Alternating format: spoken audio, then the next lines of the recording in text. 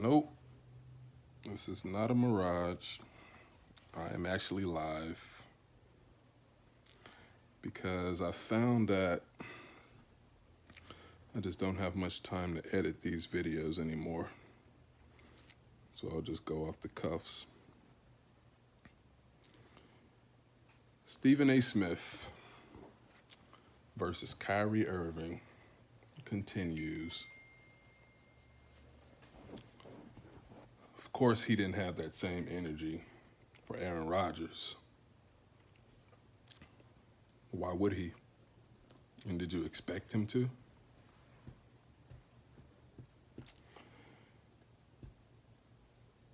I think the whole thing with he and Jay Will, it's all trending on Twitter talking about, oh, Jay Will went at Stephen A. Smith, pulled out receipts for Stephen A. Smith over his Aaron Rodgers comments. And I'm just like, did he? Did he really? Because before even looking at what was said, I already knew what it was. This thing broke early yesterday, and no, I'm not someone that watches First Take. I can't stomach it anymore, and that was way before Max Kellerman even left the show. It was just hard to watch when you can look at a guy and tell what he represent. But yeah, when I went on their YouTube page yesterday, I saw that they did 3 videos about the Aaron Rodgers situation. One was about, them breaking the news that he came down with it. He tested positive for it, and he's going to be missing the game, the Chiefs and Packer game.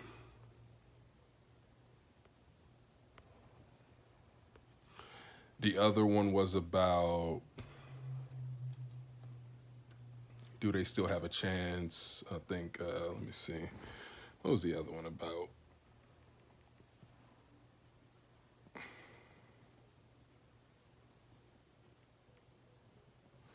Hold on a sec.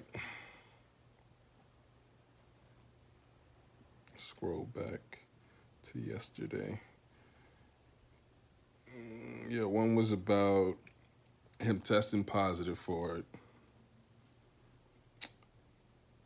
And in that clip, I did watch it. Stephen A. was just saying that, it'd be interesting to see how the Packers look without Rodgers, because this is a telltale.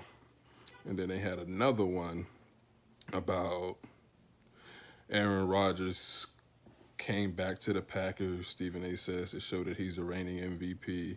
And the third video was about Stephen A. saying he expect Jordan Love to struggle.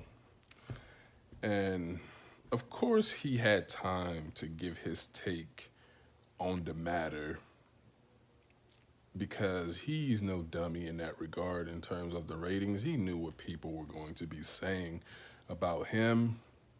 So he wanted to wait until tomorrow, which is today. And he didn't say, he wanted to wait to say something about it because they wanted to pop a rating. They wanted people to anticipate the show today.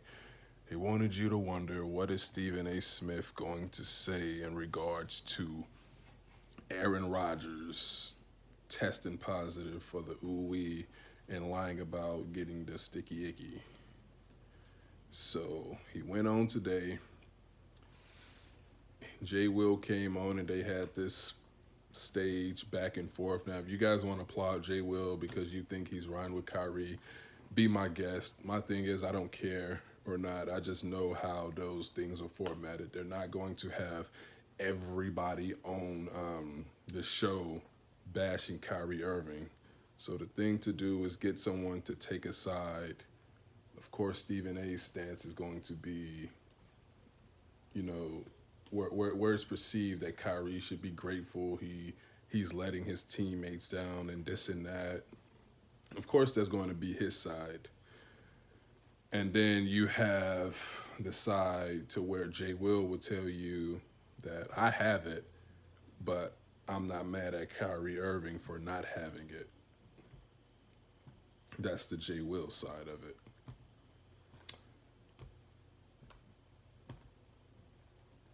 thing I have a problem with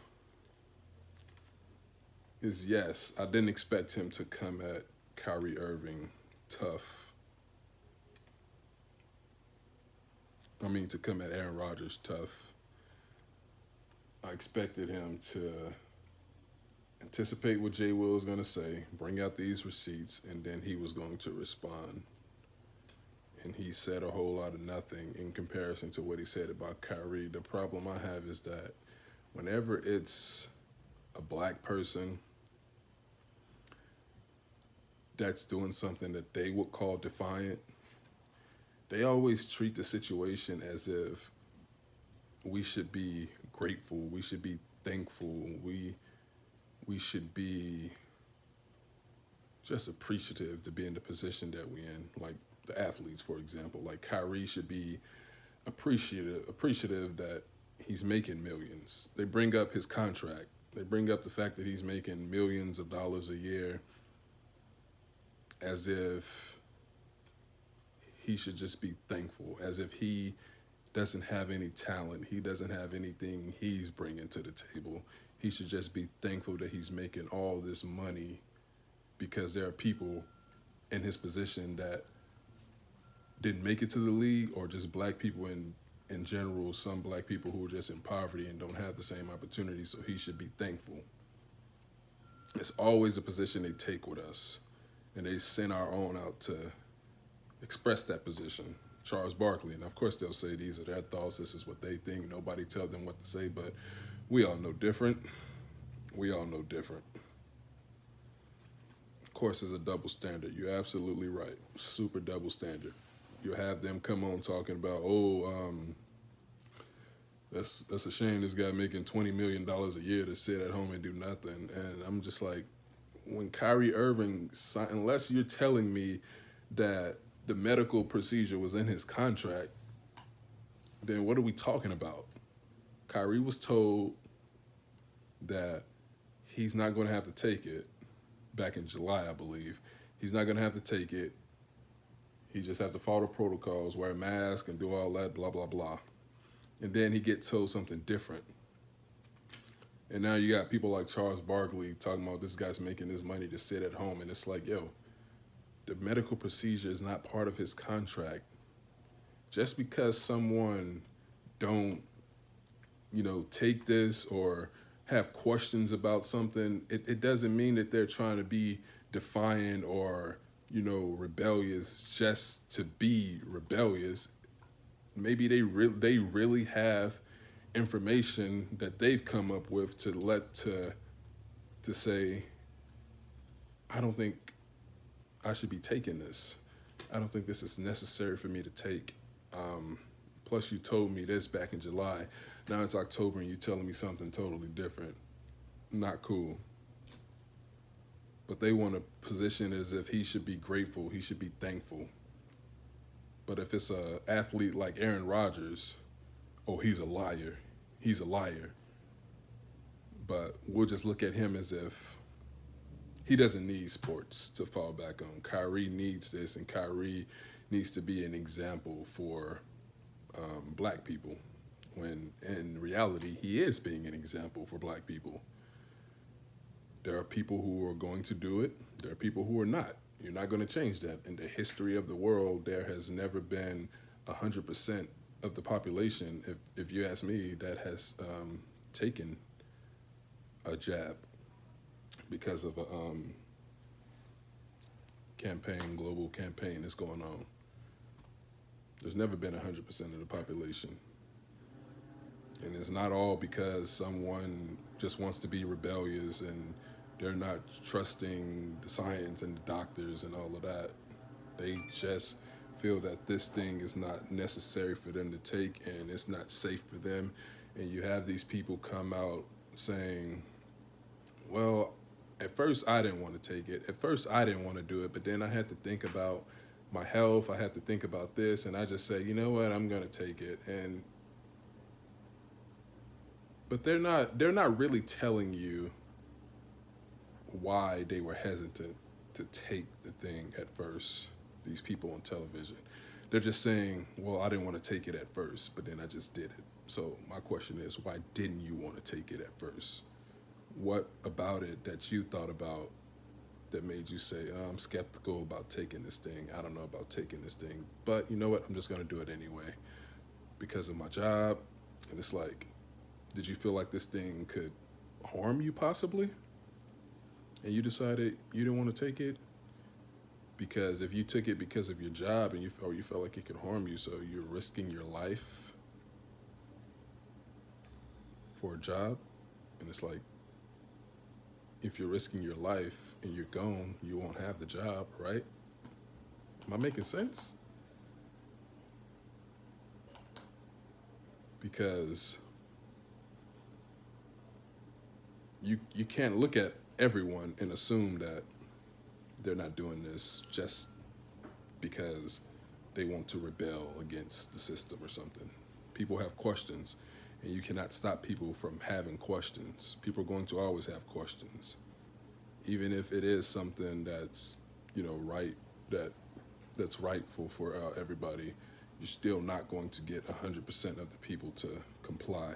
It's just not going to happen. And coming out, bashing them, and just calling them names and all of this, you're not helping your case. You're just showing that you pout and complain and stomp away when you don't get your way. People don't care about that. People don't care because you yelling and calling them stupid or whatever the case may be. Grown men don't work that way.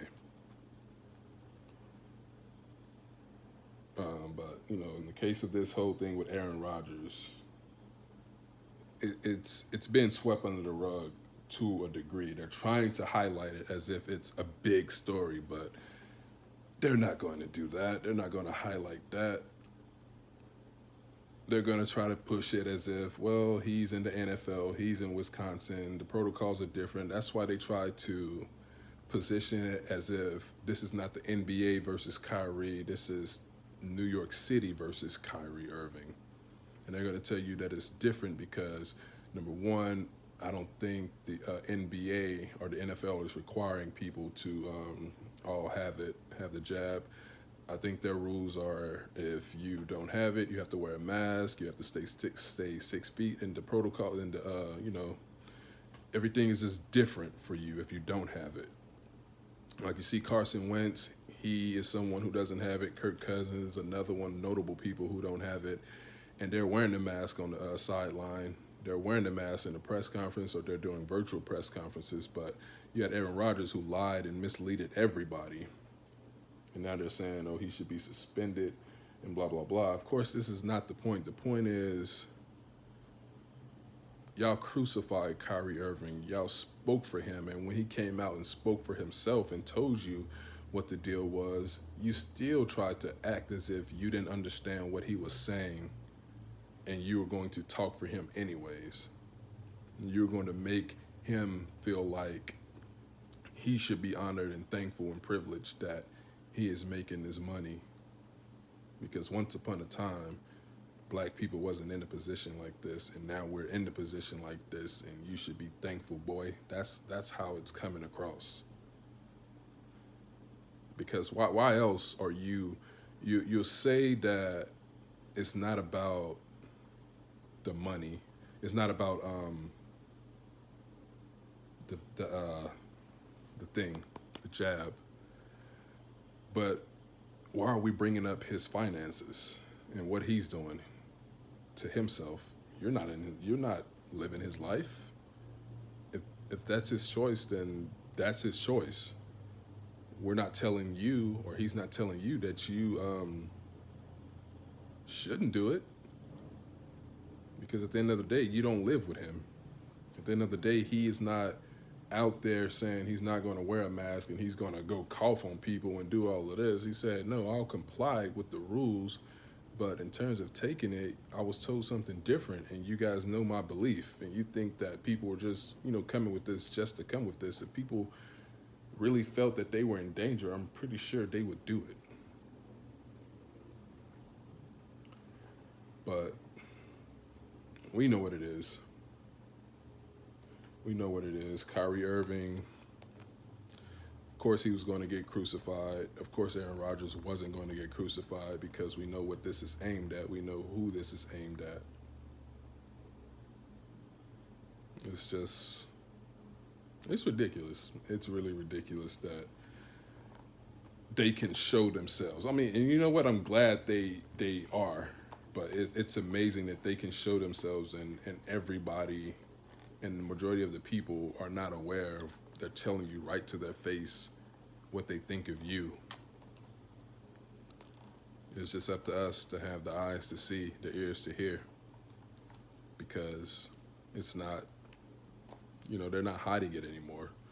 They're not hiding it. He can go on, Stephen A can go on television talking about, when it comes to Aaron Rodgers, he's just like, oh, he just got a little Rona. That's all. He just got a little Rona. He got a little Rona. But it's way different when he was coming at Lamar Jackson or Kyrie Irving with the situation. So don't try and act as if you don't know why people are always calling you these names when you say certain things, because you know that you're bringing a different energy to the white players compared to the black players. You're not stupid. You know what's a rating grab. You know how to get the ratings or what people are going to say. You know that Max is off that show because the perception was he's blacker than you. And I don't agree with, when T.O. said, oh, another man, Max is blacker than you. I don't agree with that because I don't agree with, giving, non-black people that credibility like that. Even if I don't like the black person in question, I would just never give them that credibility to say that they blacker than another person. But that's what it really was. Stephen A. knew that Max Kellerman was going to come to his takes, more of black people or gravitating more towards him, because he was just saying, gravitating. He was gravitating more towards him. And Stephen A. on the company side of things, he's not going to do that. He said it's all about the ratings and ad revenue. Who's on all the ads? Rodgers. Yeah, Rodgers is on all those State Farm commercials, all those ads. Kyrie Irving, you don't really see him in commercials like that. You don't see him doing commercials like that, but you see Rodgers in every other State Farm commercial. So yeah, you're absolutely right about that. Absolutely right. And like I said, it just goes back to them showing their hand. It's up to us to have the eyes to see, the ears to hear, to know what it is, and to, try to wake other people up to it, not to try and force them to see it, because at the end of the day, these are still adults. They can make their own decisions when it comes to stuff like that, but it is up to us to warn our people, to warn our brothers and sisters, to just warn anyone who's willing to, who's open to knowing what's really going on in the world. So that's pretty much all I had on the situation. I don't really have but one person in here, but I do appreciate you for taking the time to hear me out on this. Be sure to subscribe to the channel. This is my first live video, and I will be back soon. I don't know how soon, but I will be back soon. So appreciate y'all for hearing me out on this, and I'll see y'all soon. That's my take. Bye-bye.